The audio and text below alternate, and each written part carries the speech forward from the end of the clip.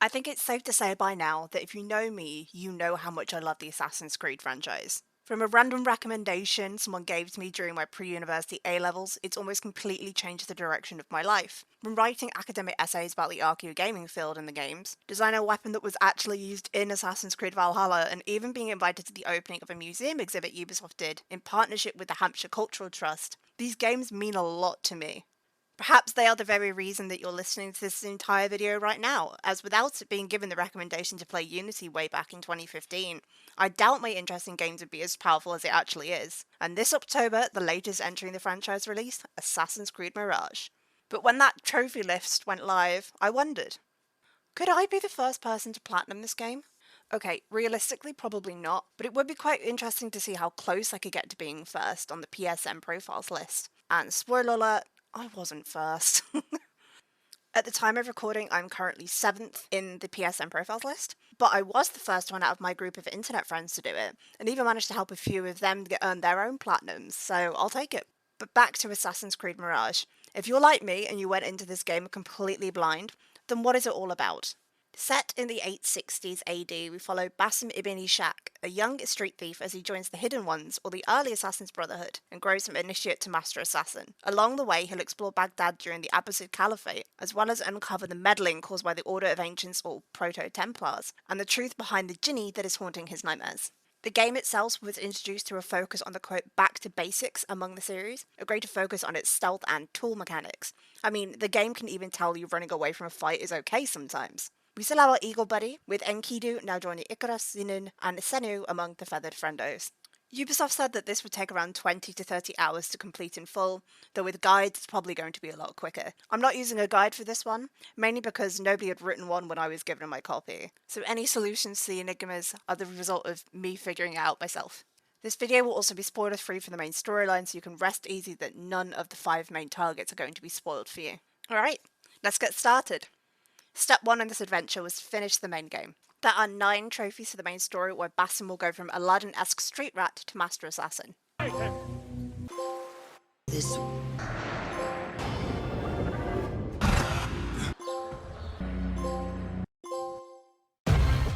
But there are so many others that you can get along the way. To put into perspective, there are 51 trophies for Mirage, including the Platinum, and when I had finished the main story on my first run, I had earned a total of 39.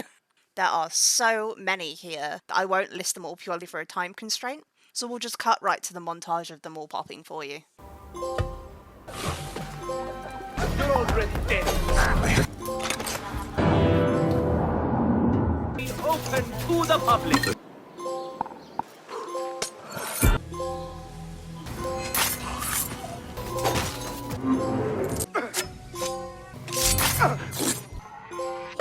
we can make it stronger.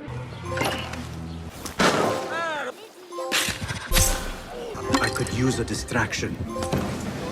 Care to sample our Needs reliable tools. I require reinforcements. Spare him the trouble of... We only have 12 trophies to go until the Platinum now, so we're going to move on to step 2, trophy cleanup.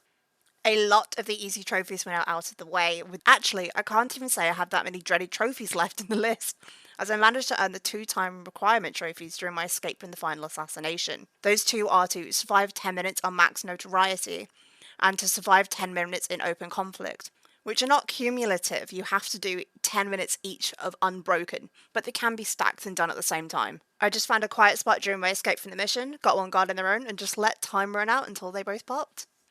A lot of this section was just running around the map, finding chests and collectibles, which can be made so much quicker once you buy all the maps from the cartographer in the round city. And this is where we came into a bit of an issue. You see, one of the side quests and the achievements is for finding 7 lost books around the map to give to the scholar in the House of Wisdom, but you're only given the maps for up to 6 of them. For hours I ran around the map trying to find it. Friends were saying it was either a contract or a tale from Baghdad, but nothing was showing up for me. And after completing all contracts and all tales from Baghdad, still nothing had actually shown up. At one point I'd even reloaded an earlier save thinking that I'd just missed it or it had been bugged or something, but still nothing. They really weren't kidding when they said that this 7th book was hidden. But in the meantime, while I searched, I earned a couple more of the remaining trophies when I got a DM from one of my friends. You see, there were a group chat between some of us who were playing through the game and sharing our experiences and tips between each other when needed. And it was here that someone actually kind of remembered where they found the book and gave me some advice. Bearing in mind this was almost 20 hours later in real time, as I had to physically walk away and leave the game for a point, worried that I would just, restart the entire thing out of frustration. And let me tell you, we got close to that point. The advice they gave me was that it was somewhere in the southeast of the map, and surely not.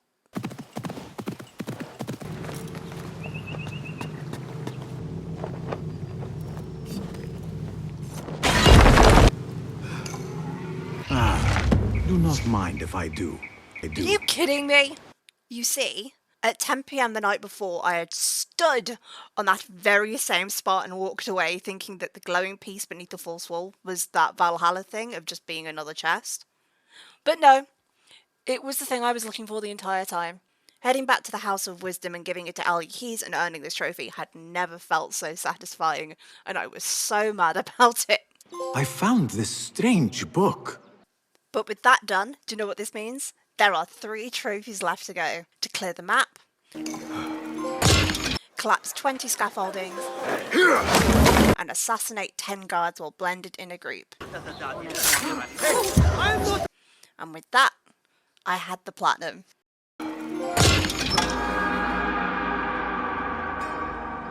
So in conclusion, what did I think of Assassin's Creed Mirage? Absolutely gorgeous.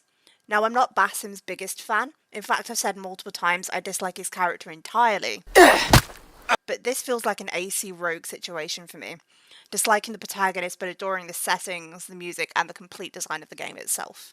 In terms of the trophy list, they were fun, but my main critique is that some of them felt way too easy, especially compared to Valhalla's 100+ hour long slog.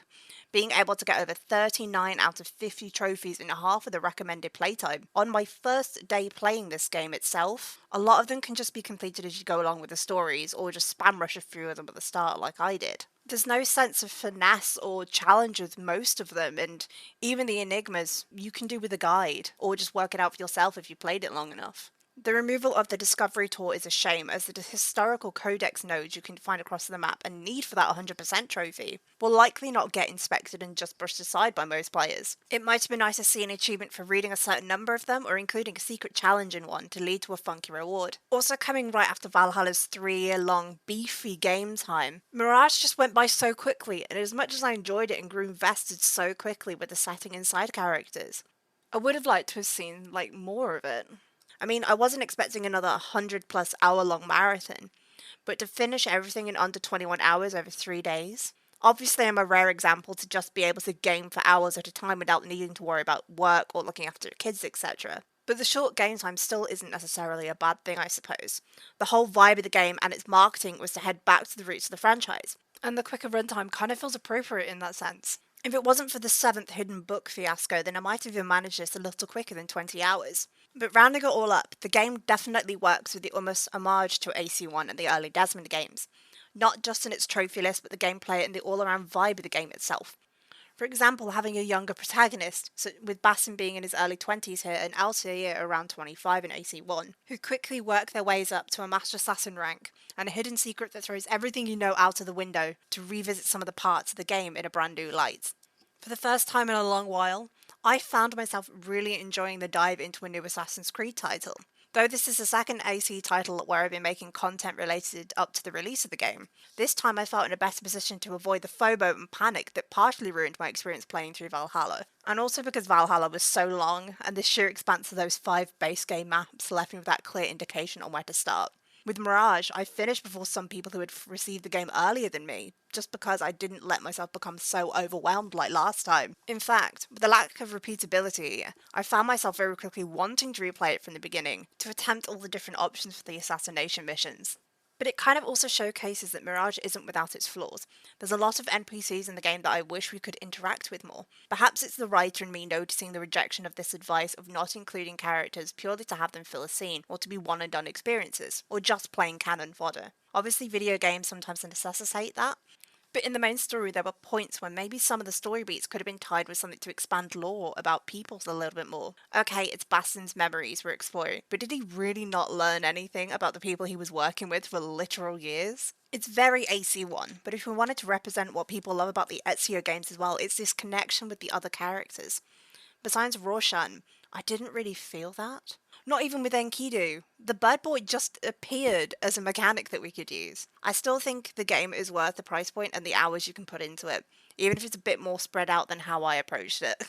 I would definitely recommend giving this a try out if you're considering this, as you don't actually need to have played any other game in the series to understand the content here. Even if you haven't played Valhalla and been introduced to an adult Basim, you can get along just fine, and it would make a great starting point for brand new fans. But I hope you all enjoyed this little trophy hunting video. Hopefully this will be the first of many. Feel free to like and subscribe if you'd like to see more. I have one in progress for the Forgotten City as well as potentially We Happy Few. Feel free to comment any other games you would like to see me tackle in a trophy hunting challenge. And what do you think about Assassin's Creed Mirage? Are you enjoying it? Is this your first AC game? Any trophies you're curious about tackling and would like added in? Comment down below and I hope to see you tuning in next time.